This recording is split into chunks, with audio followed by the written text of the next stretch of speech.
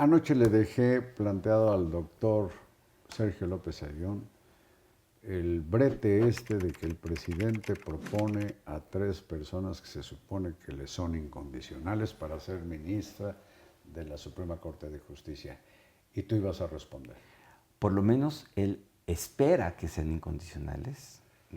Claro, porque ya de 4 anteriores que impulsó, a 2 los ha calificado De de traidores. traidores y de conservadores o conservas. Porque estos dos, una ministra y un ministro, tuvieron la osadía, en su visión, De cumplir con su de cumplir trabajo. con su trabajo y de respetar la Constitución, ¿no? Entonces, yo creo que una pregunta esencial para las candidatas, ¿no?, es ¿y cómo entienden ellas su función como jueces constitucionales? ¿Como un problema de lealtad al presidente o como un problema de lealtad a la Constitución y al trabajo que tienen que hacer en su labor de ministras de la Suprema Corte? La vieja cosa de servir a 2 amos. No Evidentemente. pueden. Yo creo, Carlos, que esta terna tiene 2 problemas.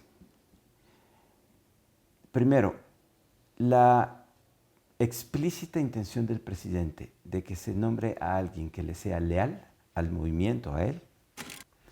Y 2, las credenciales técnicas de las candidatas, porque se espera de un ministro, y así lo dice la Constitución, más allá de los requisitos formales, que tengan experiencia en la impartición de justicia o que hayan tenido una destacada trayectoria profesional. Y no estoy seguro que sea el caso. Que sea el caso. Y tercer problema, aquí expreso una opinión, a mí me parece que proponer en una terna a la consejera jurídica tiene un problema de constitucionalidad y que otra candidata sea la consejera jurídica adjunta tiene un problema igualmente serio, y es que yo no puedo de un día para otro nombrar como ministra de la Corte a quien fungió como abogada del presidente. Genera un conflicto de intereses inmediato, rápido, por lo menos respecto de los asuntos que ellas han presentado y desarrollado o argumentado en la Suprema Corte. Como si yo estuviera en un litigio y mi abogado, además de representarme, fuera el juez. Así es. Así es. Perdón, pero sin embargo, entre las 3 hay algunas diferencias sustantivas. Ya dijiste de 2 que han trabajado, digamos, en el despacho de abogados del presidente, la Consejería Jurídica. Sí. Pero no es el caso de la señora Luján. La señora Luján tiene una trayectoria mucho más rica, mucho más variada, ¿no? Ella trabaja en la implementación del sistema de justicia penal, después ya con la 4T se desempeña en la Secretaría de Seguridad Ciudadana como abogada general, después es la secretaria del Sistema Nacional de Seguridad Pública. Después ¿Fue candidata al INE? Fue candidata al INE, ahora trabaja en la COFEPRIS y es joven. Sería la ministra más joven que llega, o el ministro más joven, tiene 37 años. Ahora, pero perdón, quien fuera, si surgen de esta terna, la próxima ministra, ¿será para cubrir el periodo de Arturo Saldívar que concluía el año próximo o será para 15 años? Es una estupenda pregunta. Yo creo que una manera de verlo es que debería ser solamente por un año para que el sistema de rotación de los ministros no se mantuviera, aunque los precedentes, hay varios, el ministro Gudiño, el ministro Medina Mora, cuando ha habido reemplazos se designan siempre por 15 años. Vamos a ver. Ahora, aprieto un poco el paso. ¿Qué pasa si no hay acuerdo, si no se logra las 2/3 partes del Senado? La terna sería rechazada y el presidente tendría que enviar una nueva terna. Y con cuidado digo nueva terna, porque ya ha sucedido. Ya no podría figurar ninguna de ellas 3. Exacto, es lo que quiero decir. En los precedentes se han repetido, o sea, con que cambien a una, ya es otra terna. Ya es otra terna. ¿Y qué pasa si no llega el acuerdo a la votación y si no se obtiene la mayoría calificada en 30 días adicionales? Entonces la Constitución dice, el presidente designa a quien va a ser ministra de esa segunda terna que se haya presentado. Otra vez, el sistema tiene una lógica, se tiene que leer en clave presidencial, porque así está diseñado. Pero el problema es cuando tienes una predominancia de un presidente que designa a un número inusual de ministros y que por lo tanto tiene una incidencia por el plazo de 15 años que trasciende el periodo sexenal y que se prolonga en el tiempo por muchísimo. Pero a ver, doctor Sergio López de Ayllón, como se quiera ver, se supone que el supremo poder de la República está depositado en los tres poderes. Así es.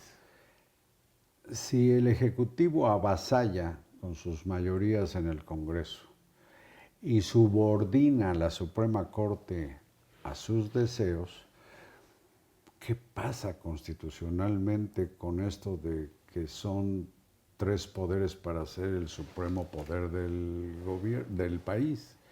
Se pierde. Que se rompe uno de los pilares fundamentales del Estado democrático de derecho, que es la división de poderes. Y la división de poderes supone una relativa autonomía e independencia de uno frente a otro. El único que es unipersonal es el presidente, el Ejecutivo.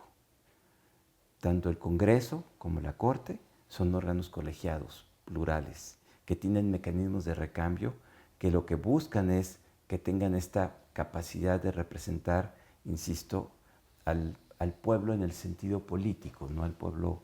en el sentido politiquero de la palabra. ¿no? Que representen la diversidad de la nación en sus diferentes visiones, valores, proyectos políticos.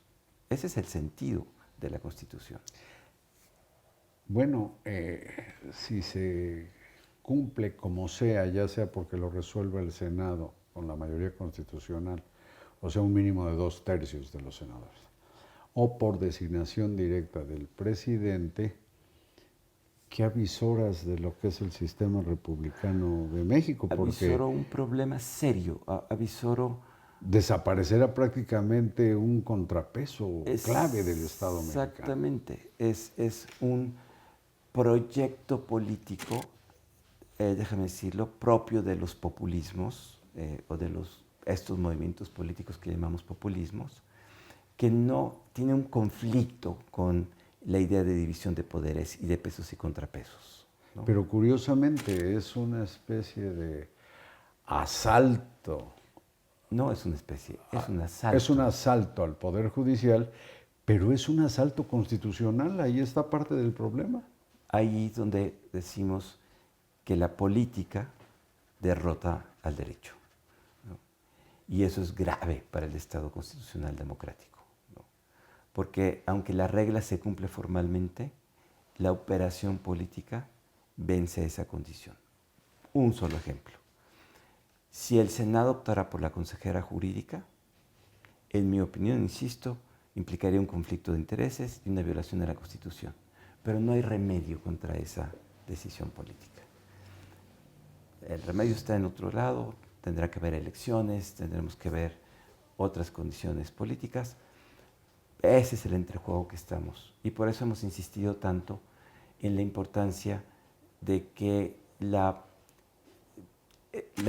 el Estado democrático de derecho implica asumir la tolerancia, la diversidad, la pluralidad, no un proyecto que tiene una visión que se quiere imponer a los demás. Ese es realmente el meollo del asunto. Pero entonces, y subrayo, dicho sea con todo respeto, lo que el presidente pretende es erigirse en el único poder de la República.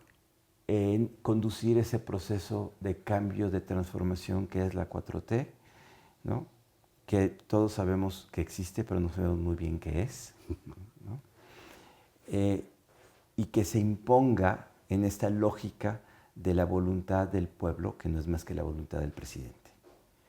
Ese es el fenómeno político que estamos viendo. Pero eso contraviene el espíritu constitucional. Absolutamente. Hay una contradicción, hay una tensión inevitable entre un proyecto político como el que pretende guiar el presidente López Obrador y un proyecto democrático como el que está representado en la Constitución. Bueno, si a eso se añade lo que ha sido pues esta insensata guerra del Ejecutivo contra la presidenta de la Suprema Corte de Justicia y el propósito que parece ya judicialmente impedido de apropiarse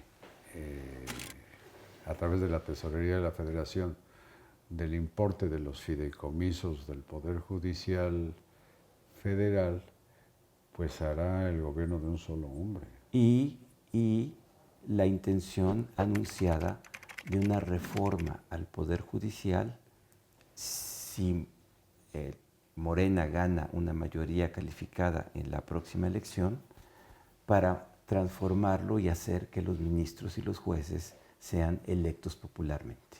Electos popularmente como cualquier candidato a una alcaldía, a una diputación, tener recursos. Y participar de un proyecto político. Y participar de un proyecto político. Bueno, pues han escuchado a Sergio López Ayllón. Yo te agradezco mucho estas charlas, Sergio. Y veremos con mucha atención qué pasa en el Senado. Vamos a ver qué pasa. Muchas gracias y buenas noches.